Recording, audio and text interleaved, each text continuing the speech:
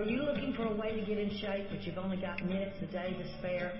Then I'd like to introduce to you the one and only Wonderweight, proudly made in the USA, and you can find yours at wonderweight.com. It's a handheld and award-winning exercise device that weighs less than 3 pounds. It's been shown to help tone and train the entire body in minutes. It can be used by everyone, everywhere, of all ages to help improve coordination and health challenges such as carpal tunnel, rotator cuff, and frozen shoulder pain. Like a hula hoop for the hand, this simple device is easy to operate and helpful for everyone, everywhere. We've even got Major League Baseball players and NFL quarterbacks using this to help improve arm function and throwing velocity. Wonderweight is currently being sold via the internet and nationally with a major sporting goods manufacturing catalog. Get yours today at wonderweight.com, and remember, use the code word radio at checkout to get a special discount. Hello and welcome to Evolutionary Women Radio Show with Pernilla Lillerose, where authentic feminine power is making a difference in the world. Hello everyone, welcome. This is Pernilla Lillerose, your host here at Evolutionary Women Radio. Lovely to be with you again. It's a lovely thing to be able to share this every week with you and have interactions with some of you. It keeps it really alive and keeps me inspired. There's such a beauty in sharing your message, the message in your heart. And I know we all have something in our heart that sometimes wants to be shared, publicly on maybe a radio show, television, a book, an article, anything like that. And other times it's just something that can be lived quietly, maybe shared with neighbors, maybe shared without words, just by being it. It's a very individual thing for all of us. And the more we can trust that movement in our heart, that inspiration that just fills us up with something that makes us feel alive and happy and good, we can trust that. And we need to start to learn to trust that more and more and more and more and more in order to let go of the old paradigm, all the things that are not true for us anymore. Not for you, not for me, not for all of us as a whole, as a one world, as we're moving out of this illusion that we've been living under and starting to live from a deeper sense of being and presence. And that is what we always talk about here on this show, and it's something that just fills my heart. I don't know what else I would do if it wasn't living this in myself and sharing it with those who also want to live it. And then the more people who live this, we start creating new ways of being with each other. We start creating new communities, maybe new neighborhoods. There's something that can start emerging out of that. But we have to listen inside first and learn that there is something greater and more beautiful and more real and more good. There's some more good in that is here for each and every one of us, waiting for us. It's just a matter of learning to trust that and learning to put our attention on that and not keep going back to the old ways of being that simply have come to the end. And it might be difficult to believe that, because I know when you still look around you in the world, there is plenty of the old paradigms still functioning, isn't there? maybe even on your own street or your own town, but certainly when you go out of the country and go to maybe India, or there's all these places where there's still so much of the old in place, where women are suppressed, and a lot of things that we may not fully relate to anymore here in the West, if you are in the West listening today. But even though we look around and see all these old paradigm expressions still, please do not let that stop you from moving ahead in the direction that is dictated by your own heart. That's what we're doing here.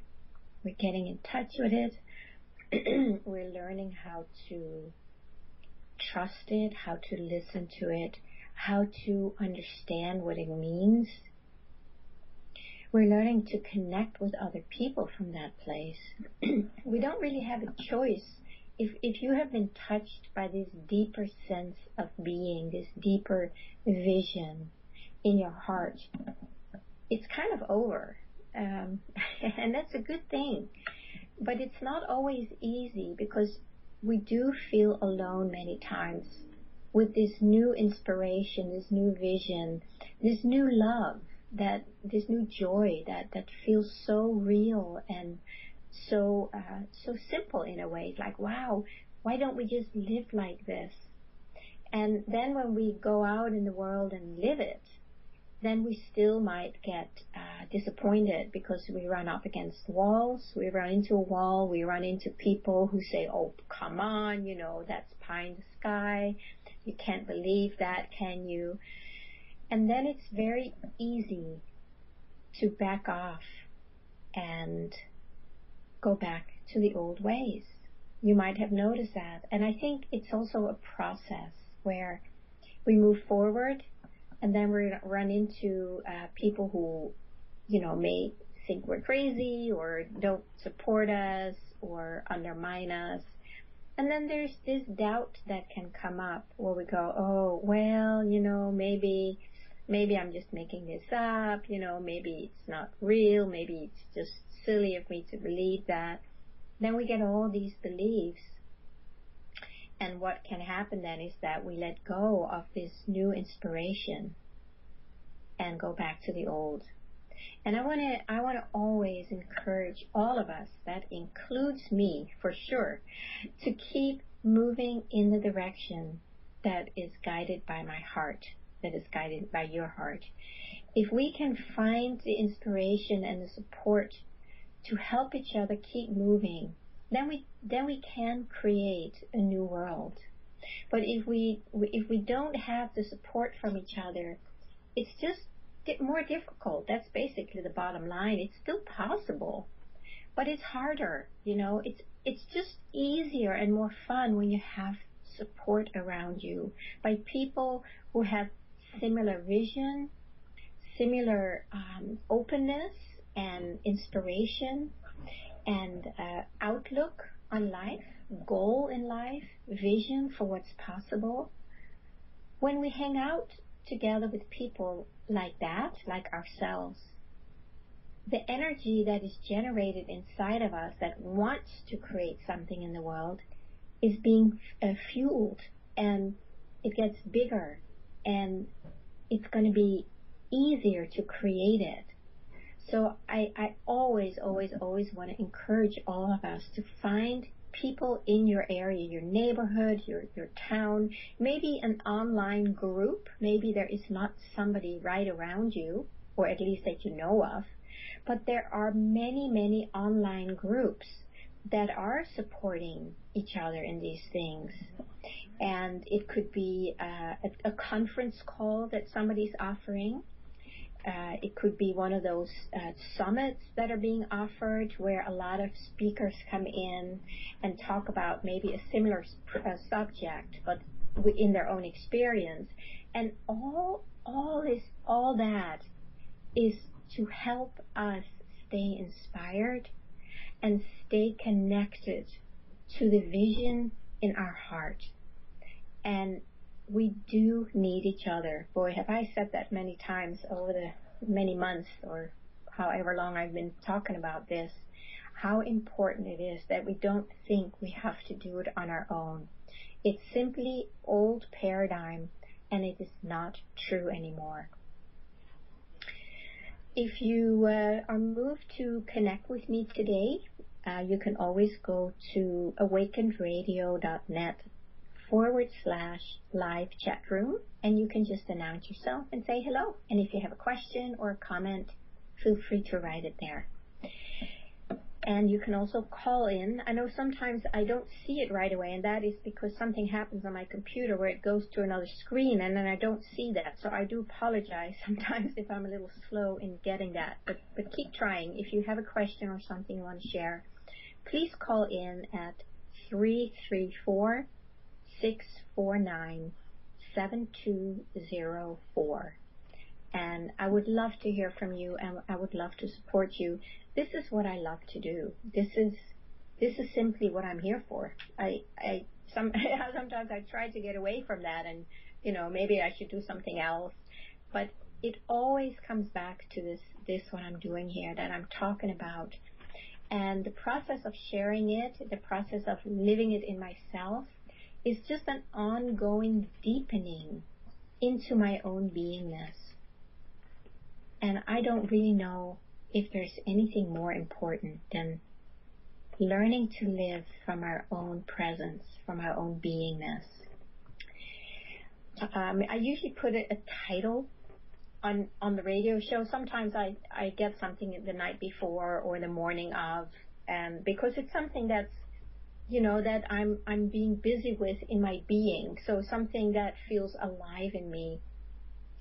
And the question, when do you give up, and when do you give in? Those are very powerful questions, because many times we cave in, or we give in, or we give up without really questioning what it is that makes us do that.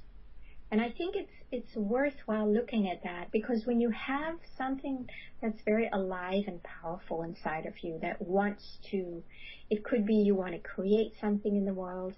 It could be that you want to just transform something in yourself, a belief, an emotional state, something physical about your body. There can be so many things that there's something in you that really wants that. It's this deeper longing that I often talk about. And I always encourage you to make space for that longing and start listening to it from a very deep and sincere place. And then when you start moving along with that, then sometimes, or maybe not just sometimes, many times, you run into a wall. And unless you have your tank filled, and by that I mean if you are really letting yourself be saturated by the feeling or the felt sense of your vision, in a way that it just lights you up, it fills you up, it gives you the juice and the fuel to move forward with it. Unless you have that really deeply embodied, you may not have the tools or enough fuel to move through the obstacles. That's when you may go bang. It's like you run into a wall and you get hurt, or you get scared, or you get crushed, or whatever it is. And then you may start pouting. I mean, there can be many things we do there. It's like, oh, nobody loves me, or God is not on my side, or I'm doing it wrong, Then all these beliefs come up.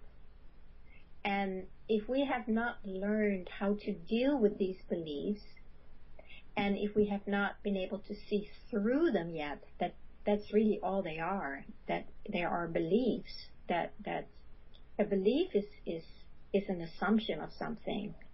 It's not the truth. But until we have questioned that inside of ourselves, they seem like they are true. They feel like they are the truth. And then we don't know how to keep going, because the inspiration and the vision and the energy that we felt in our heart that filled our body, that may not be strong enough to move through the barriers, the blockages, the things that try to stop us from moving forward. And so it's really, really important that you get the felt sense of what it is that you want. This is the fuel. This will get you through. And it's something I wrote about in my book years ago, the book called Imagine Being Kind to Yourself. How important it is that you can feel this in your body, this longing, this vision, this something that you want. You know, we all have something that we want. Some people have big visions and some have small visions. It doesn't matter what it is. For me, what I really am so drawn to is just the stillness and the resting as being, and fully detaching from the things that I know are not true for me anymore. And it's not so much emotional anymore as there are some physical things that I'm really trying to see through, to see what is the truth here.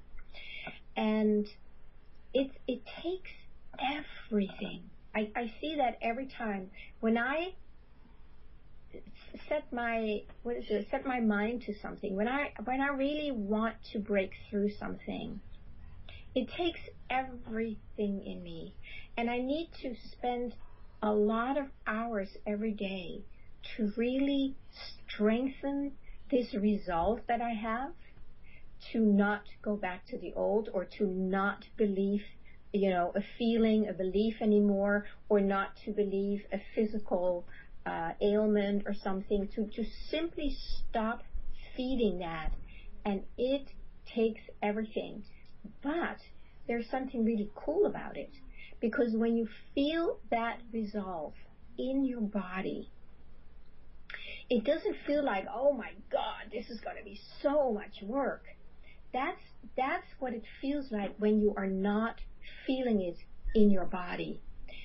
When you have that aliveness, the inspiration, and the fuel to bring life to your vision, it feels really good. It feels good. It gives you joy. It gives you strength, confidence, joy and happiness. It feels alive in you. And the more you feed that within yourself by going there frequently, listening to it, feeding it, nourishing it, it starts growing. And what happens is that gets bigger than the obstacles, to the point where when an obstacle shows up, you go like, oh please, oh please, don't waste my time. Whereas maybe a month or a year or 10 years earlier, it would have crushed you because you believed it so much that it just floored you. And I have been through that many times, as I'm sure we all have. And every time I set my mind to breaking through something, it's really allowing the momentum to build inside of what is really true here. When I realize that something is not true, when I really start seeing it, but it's not fully realized, it's an energy. It comes as an energy. It's not just something that's happening in your mind. It's an energy you feel in your body. And how do I explain it? It's hard to put words to it, because once you have that experience, you know exactly what I'm talking about. It feels so good. It feels so empowering. It feels like, I'm not a victim of anything. And that's what we often experience ourselves to be, is victims of other people's behavior, victims of our own body. If we have an ailment, a disease, we feel like a victim to our own body. We can feel like victims of emotion, of our own emotions, right? And it's so in one way we have given, well, not in one way, we are giving our power away to something that is not true for us. It doesn't make us happy. It stops us from evolving into the full being that we already are, because we keep running into these roadblocks. And last week I talked about living life, I think I called it Life Beyond the Veil, and explaining a little bit about, well, what is this veil? And it is a separate sense of self. It's a separate sense of self that is separate from the divine. It's like we have jumped out of the experience of oneness, and now we are outside of that, only as a thought, though, or a belief, because we can never be separate from the oneness, from the divine, from the goodness, from the all. It's impossible because it's all there is.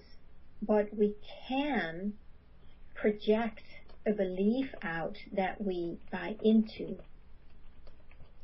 And then we go out from the oneness and create a life that is separate from this oneness, from the divine. So we have a separate sense of God. But it's only a sense, it's not real. It's just something we are believing in and something we're buying into. But because we do that, and as long as we are identified with being separate from God, from good, I think the Anglo-Saxon word for God actually means good. So we can use that right now and say, as long as we believe that we are separate from the good, then everything we do will be to get back to the good, or to change that separate part out there so it can feel good again, so it can relax, so it can feel loved. But it's all happening on the outside of oneness. So everything we do is based on separation, on separateness, on duality. Everything we do, specifically everything we do to remedy that, right? We try and meet somebody so we won't feel so separate. We try and do things maybe for others or for ourselves. We get maybe greedy to make sure we have enough because we have to fight for our own life. So we do everything we do from there is based on a separate sense of self, a separate sense that is separate from God, where the oneness is, where the fullness is, where the wholeness is, the fulfillment. So everything we do is basically adding to that separateness. You see, so everything we have done, now it may have been good and well for a life lived in separateness. It's great because we've all done it. It's something we have bought into collectively to, hey, let's create a world where we pretend that we're separate from the good and that we have to fight for our own life, that we have to do everything we can to survive. It's going to be hard, struggle, efforting, suffering. All these things are happening outside of the oneness. And that's what I would call the veil. It's not like I call it that. That kind of is what is called the veil of illusion. And everything we do there is only creating more illusion because we're doing it based on believing that we are separate from the good. And as long as we think we're separate from the good, we need to do a lot to stay healthy, happy, loved, connected, fed, all these things, because we're outside it. You can imagine a big kingdom, with big castle, and it's warm inside. There's enough food. There's enough for everybody, and nobody has to do anything, work hard, because it's all there. And then we leave. Then we leave the castle, go outside, and suddenly we're on our own. The light is gone, the food is gone, the people are gone, the love is gone. We're on our own. It's like, holy cannoli, what do I do now? Now I need to create it all on my own. And that's where you have your veil. That is the veil we're all living in. We've all bought into it. We all left, the castle, the home, the kingdom as it's called in the Bible. We all left the kingdom in order to create a life on our own. And there is something fun about doing that. Otherwise, we wouldn't have done it. I know in myself, especially in the past when I was going through some transformation, I could see how I really liked the idea that I could do something myself. It gave me a sense of like, I can do this myself, and it feels really good. And I can still feel that if I have a little project or a bigger project in my house or in the garden that I need to do with my tools, I feel so good. And afterwards, I feel so proud of myself. It's like, wow, I could do this. And if there's something that's really nice about it. So I don't want to take away that's wrong. It was an experience that we were looking to create. And we did it, and we do it.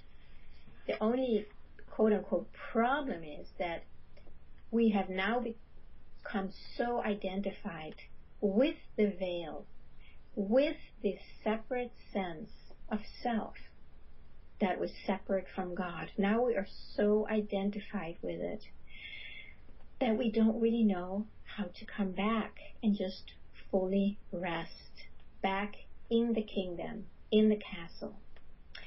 And so that's kind of learning to disidentify with the veil that we have been so caught in. And we started talking about that last week, and I want to talk more about it today. If you move to learn a little more about what I do, because this is really this is what my life is about, getting out of the veil, seeing through the veil, rise above the veil. But then into what? What is there beyond the veil? What does that mean? Is there anything there? And until we know that there is something there that is much better, much bigger, much more real, why would we give up the veil? Because it feels like our survival depends on the veil, or what we do with the veil, right? Working hard. So we're going to talk some more about that in a little bit. We are just about to go on a break. Before we do, I want to just invite you to check out my website if you want to learn a little more. My website is lillarose.com, LILLAROSE.com. And here you can just explore a little more, go around and see what is being offered there. I'm offering a lot of things, books, tapes, CD sets. Actually, not tapes, they are CD sets, but downloads about these things, simply to help you get back to yourself, disidentify from the veil. And if you want to, you can always put your name on the little box there, the opt-in box, and then you'll receive an email from me once in a while, just what I'm offering, the next radio show, what's specifically going on, something to support you in your process. So let's have a little break, and then we'll talk more about this in a few minutes. You won't catch us sleeping through the fight, and like we're all eyes open, showing our inside and light so bright. We are awakened, come and join our love. Awakened Radio Network is brought to you by our sponsors. Visit and let them know you heard about them here on the Awakened Radio Network. Do you have health and medical problems the regular medical system cannot seem to figure out how to fix? If the answer is yes, then check out RifeEnergyMedicine.com. That is Rife spelled R-I-F-E. RifeEnergyMedicine.com for a new way to approach many of your health problems. RifeEnergyMedicine.com. Are you looking for a fun and easy and productive way to promote and advertise your personally owned business? If so, the Awakened Radio Network just might have the solution for you. Visit awakenedradio.net and look up under our products and services tabs, or add Awakened Radio to your Skype contact and send Donna Devane, the station owner, a message. Or you can add DonnaDevane@gmail.com to your email contacts and send Donna an email letting her know that you would like to set a time to go over how to advertise your business in a way that makes getting sales easy without the struggle and a whole lot of fun.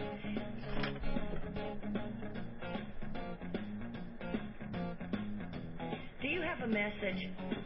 Something that just burns within you that you couldn't stop talking about even if someone offered to pay you to?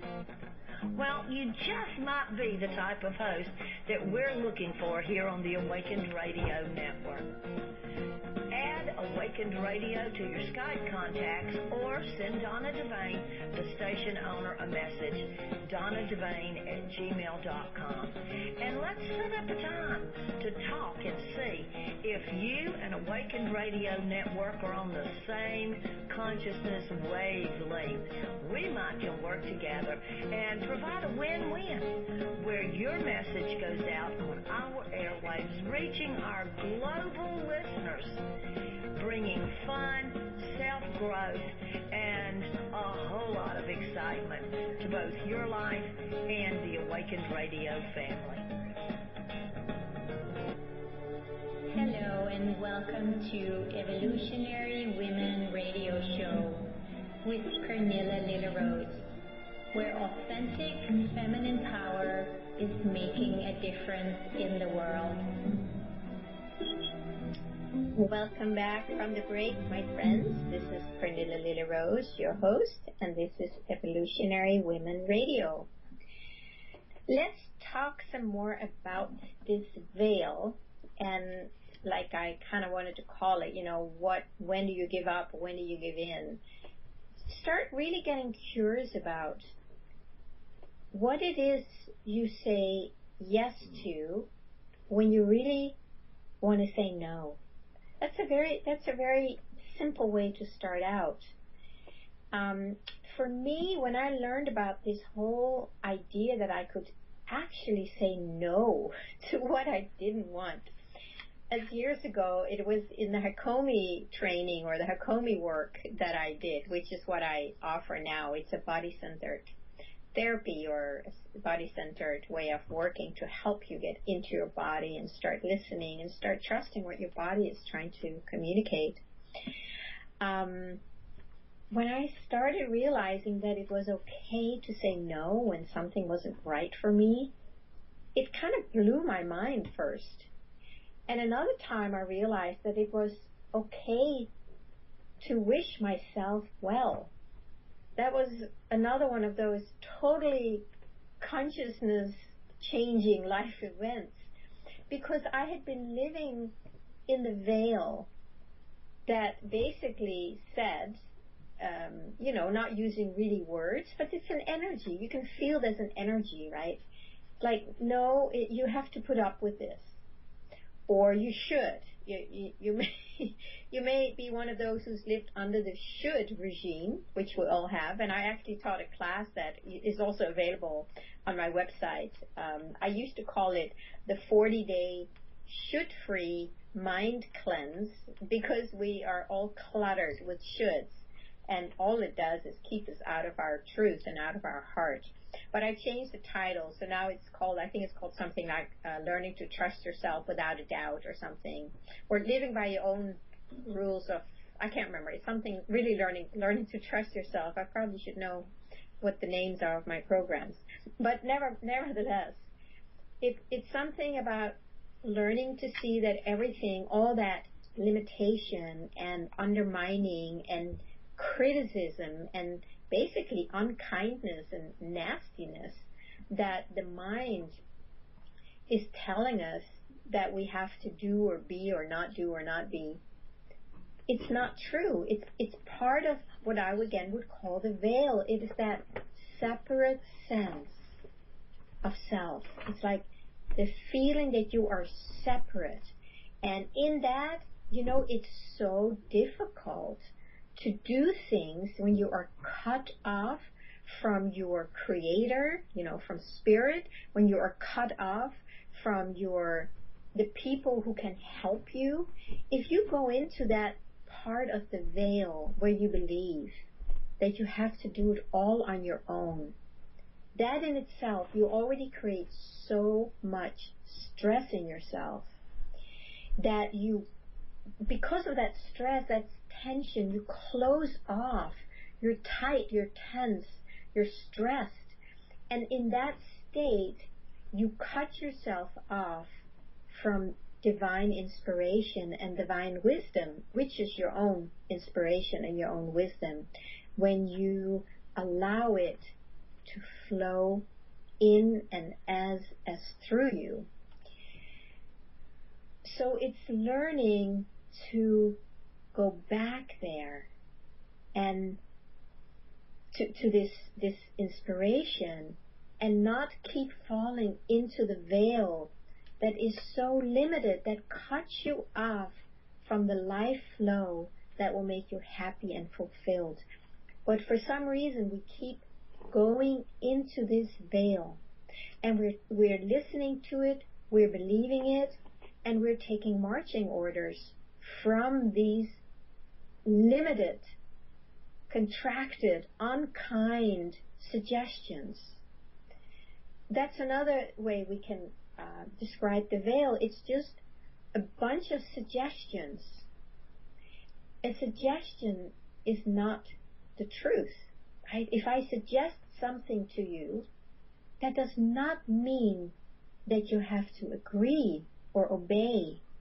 But if you have a belief in, or if you are identified with a belief in the veil that says that you should do what other people tell you, otherwise they won't love you, they'll get mad at you, you can't do it on your own, who do you think you are? If you're identified with those kind of beliefs, then you will do what's being suggested, not just what your mind suggests, but also what other people suggest, and even if it's not in your best interest. So it's a matter of learning to start to say no to what is going on in the veil, in the mind, all the limitations, the drama, defending yourself, arguing, resisting, is a big one. These are all things that are happening in the veil. And it takes everything. It takes everything to get out of the veil. Like if your whole life has been totally identified with the veil without any connection to the divine, you're probably going to need some help to get out of the veil that is still happening in the veil. There's nothing wrong with that. It's not, we can't just jump out of the veil. We can't just rise out of it if all we know is the language and the experience of the veil, because it doesn't make sense, right? We have nothing else to rest in. There must be an alternative, and that is something that you will learn in your own experience when you start using what I call the all formula, which I talk about a lot, which is allowing, listening, loving. Allow, listen, love. When you start applying that, you actually bring something into the veil from outside of the veil. Because in the veil, it's rarely allowed to allow anything. So the resistance is happening so much there, or the grasping, right? There's this contraction all the time. There's very little listening to your heart, to your truth, to what matters to you. And there's not much love in there either, not true love. There might be love in order to get something back, right? Safety, security, whatever. But true love, where you really honor yourself, it doesn't really exist in there. So by you bringing it into your experience, into the experience that you are having in the veil, you are beginning to rise in consciousness. And we do need to rise in consciousness in order to rise out of the veil. You may have heard a quote from Einstein that's been used a lot by a lot of people because it's really true. I remember I heard it the first time from Joel Goldsmith, who died in the 60s. You know, his teachings were in the 50s and the 60s. And that was all what he was about. And Joel Goldsmith has been one of my main teachers, even though I never met him in person. And he said, you cannot solve a problem at the same level of consciousness as that it's created at. And that was something Einstein said. So basically, what they're saying is that you need to rise in consciousness in order to rise out of the veil. Now, how do you do that, right? How do you rise in consciousness? First of all, I would say just be open to the question, like how? How? Yeah, how do we do that? And what does it even mean, right? So in that, you're already rising in consciousness because you are opening up to a new way of being or doing things. It's different when you're open like that with a question, well, how do I do that? Can you feel there's no resistance in that? There's an openness in that, right? That's when you start opening up to new ways. That is already a big step in rising in consciousness. Stopping resisting. It's like it catapults you right out of the veil. Like bang, you know, you suddenly you can be outside of it, looking at it, because you're not in there resisting it now. Now you're outside looking in, and you go, oh my gosh, look at me, what I'm doing. When I'm not putting all my attention into resisting what I'm trying to get rid of, I can just observe it. I can be outside of it and just allow it, observe it, and see it, and maybe start noticing what's really going on with me. Right? That's when you start listening.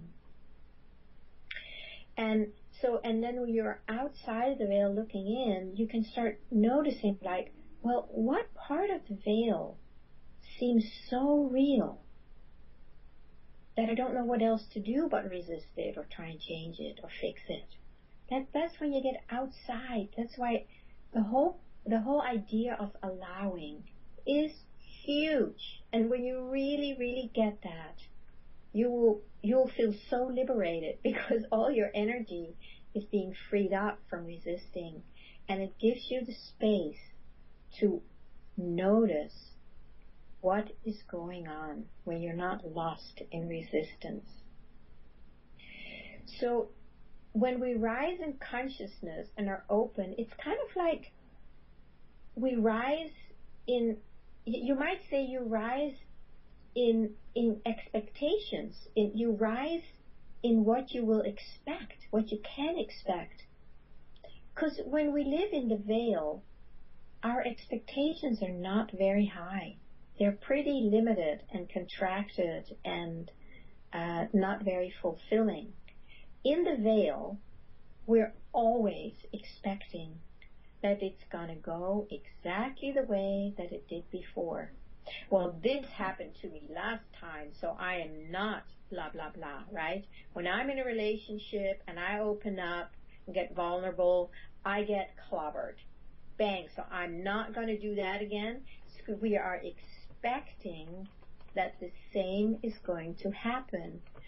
This is all happening in the veil. And in the veil, you know what? It's true. It's going to happen again. That is the nature of the veil. The nature of the veil is living as a separate sense of self. You are separate. You have to do it on your own. There is nobody there with you or for you or supporting you. You're on your own, and it's hard, and it takes a lot of effort. There's a lot of struggling, a lot of suffering. That is the nature of living a separate sense of self in and as the veil. You see that, right? So you keep having the same expectations when you are in the veil. Now, in order to rise out of the veil, how about being open to having different expectations? What would that look like? Well, it could be something like, maybe there are good men and women out there who are able to love themselves and me. For instance, if you're looking for a relationship. Or it could be something like, what if I really started trusting myself, my heart, this vision that wants to burst through? What if it was actually meant to happen? Maybe this vision is what the divine is trying to express in and as me. So maybe it can have a good outcome. You see, there is something that starts having different, better expectations, and that's when you go out of the veil. For a while it may just be that the veil gets thinner, easier to penetrate, easier to see through, and all these little things that we can do to slowly unhook from the veil. These are all valid. I don't know anybody who got out of the veil in one big swoop. I wish we could, because that would make it so much easier. But since we don't, there's probably a reason for it. It might just be too much that our whole system can't handle that much good all at once. If we are so used to living in deep contraction, right? It's like if let's say your veins have been clogged, you can't just push through a lot of blood. It might burst certain things if they're too brittle and too tight. So you need to soften up your identity with the veil. And you do that by, yes, guess what? Allowing. By allowing. It's such a wonderful softener. It dissolves the hardness and the realness and the tightness of the veil, so that it gives you more space to see what is really going on. The truth of the matter about the veil is that it's not real. It's not a real tangible thing. But what makes us experience it as a tangible thing is that we keep resisting or grasping in it, right? We keep grasping for something that is better than what we have or are at the moment. And we keep resisting and trying to get rid of something that we don't like, that keeps us unhappy and unfulfilled. Those two movements, between grasping for something better and resisting something we don't like, it's almost like our life in the veil moves between these two gestures. So I'm kind of revealing part of the veil right now, because when we can't see it, when we're so identified with grasping and resisting that we don't even know that there's anything else. We're so identified with survival and being loved that we don't even consider a higher perspective. We don't consider that we need to rise in consciousness, that could be the solution. It's simply not available inside of the veil. You see, everything that I'm talking about here, the problem is it's happening inside of the veil, inside of the belief and the experience of being separate from the whole, from the oneness, from the divine. That's where our life is taking place. There's nothing real about it. It's just real as a suggestion and as a belief. And we do not need to keep feeding that. So, if you want to right now, you can think of something where you see that you're struggling in the veil. Something that you keep repeating. Something that keeps coming back. You keep chewing on. You keep thinking about. You keep trying to change. And it may change a little bit, but then there's the next problem you need to solve, right? So just look at it, what it is for you, and see if you can do a little bit of this allowing thing that I always talk about. So when you see it, create a little space around it. And just notice what it is. You can start looking at, well, what is it in there that I'm grasping for? What is it that I want in the veil that I think is the only thing that will make me feel happy or safe or loved or fulfilled? Just look at it. Allow it. Just see, what is that for you? What are you grasping at? What are you resisting? When you just take a step back and then just notice, what is it? What am I seeing here? What am I doing? What am I trying to get here? And now that you're out of it and you can look at it more clearly, just see if you can take a breath into the veil, into that area of yourself. Just breathe a little life into it.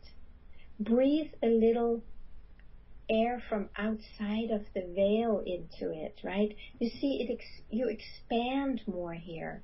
There is more spaciousness, and you have a much bigger view when you get out of that grip of grasping or resisting.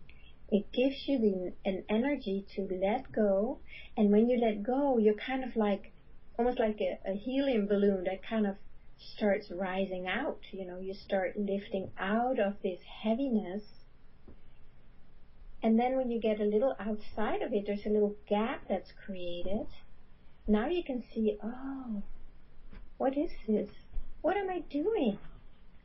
What am I trying to get? What is it that I'm hoping for? What is it that I think I need to have in here in order to be able to relax or feel safe? Is it a person? Is it a job you're in that you know is not good for you or the planet? What is it a safety issue? And just see it. It's totally okay, because we have lived in the veil, and that's what we did in the veil. But we're moving out of it.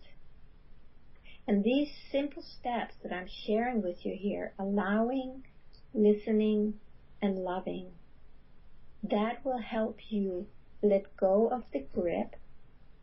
You rise out and above the veil, or just out a little bit, and you can see it. And then you might notice, well, what is it that I really want? And is there a different way that I can give that to myself instead of trying to get it in this veil that is never going to fulfill me anyway, right? And then you start listening. That's when you start really listening. Well, what is it that I'm wanting? The safety. For instance, can I give myself safety? Where am I not giving that to myself so that I think I need to get it right in there, in the veil, in that struggle? And then when you listen. What can I do? How can I create my life differently so that I feel safe, so that I feel loved? What am I not doing to myself, or what am I not giving to myself? Where am I not trusting myself that I need to go and get it somewhere else, right? So that's when you start listening. And then you learn something. You go, oh, maybe I can do this. Maybe I can just speak to this person. And then you take that seriously. You start acting from there, right? And then you're not acting from the fear and the contraction and the limitation inside of the veil. Then you start acting from what your heart guides you to do, that's been dictated from within, because you're listening. You're listening to what's real, what matters to you. So you just start moving from that. And that's when you're actually being loving. And when you start doing that, you will notice that the contraction of the veil that seemed so real, it seems so real when you're in it, right? You can't just jump out of it because it's too real. If you don't know exactly where the hooks are, where you're hooked into the veil, if you don't know what they are, you can't just let them go. And what many people do in the spiritual communities is they do what's called a spiritual bypass. But you can't bypass the hooks. As if you just go, you rise above it in your mind, it's not the same. You need to bring it down into that level of feeling, because that's where the hooks are. So that's why we're never talking about rising in consciousness as a spiritual bypass. We're talking about rising in consciousness as a felt sense embodiment, where you bring the consciousness, the expansiveness, basically into the veil. And then you realize that the veil is not real. It's an illusion. It was just a belief or a suggestion that the only way I could be happy is, and you fill in your blanks. So that's why it's very different. Spiritual bypassing, I do not subscribe to that at all, but I certainly subscribe to embodying fully who you are by listening and going into the veil, listening with an open heart, and then you can unhook, and bingo, you'll start noticing suddenly there's more space and there's a lot more insight. Suddenly there's new choices, because in the middle of the veil there are no choices. It's just repetition and repetition all the time. But when you do this allowing, you have this space that you're in, and there you get the wisdom and the inspiration and the insights and so much more. And I'm looking at the clock, and we're almost at the top of the hour, which is how it always goes when we're having fun here. So I need to start wrapping up. I hope this helps you in getting out of the veil and start living the divine life and the higher consciousness that you already are. It's not something you need to recreate. It's something you already are. It's just that your attention got lost in the veil, and now you bring your attention back out of it. So please, if you feel moved to connect with me, you're always welcome. You can go to my website, lilarose.com, and you can look through the products that I offer. I have a CD set that will help you do these things. Actually, it's called Meditation and Mindfulness. It's very practical. I have a book called Imagine Being Kind to Yourself. And these are all things to support you in just taking all these little baby steps. And suddenly you notice you've taken a giant leap and you're free. So, my friends, lovely to be here with you as always. And I wish you all a beautiful week and look forward to be back here with you next week. Blessed be. You won't catch us sleeping through the fight in life. We're all eyes open, showing our inside and light so bright. We are awakened. Come and join our love, it's so right. If you could feel what we feel now, you'd be a leader filled with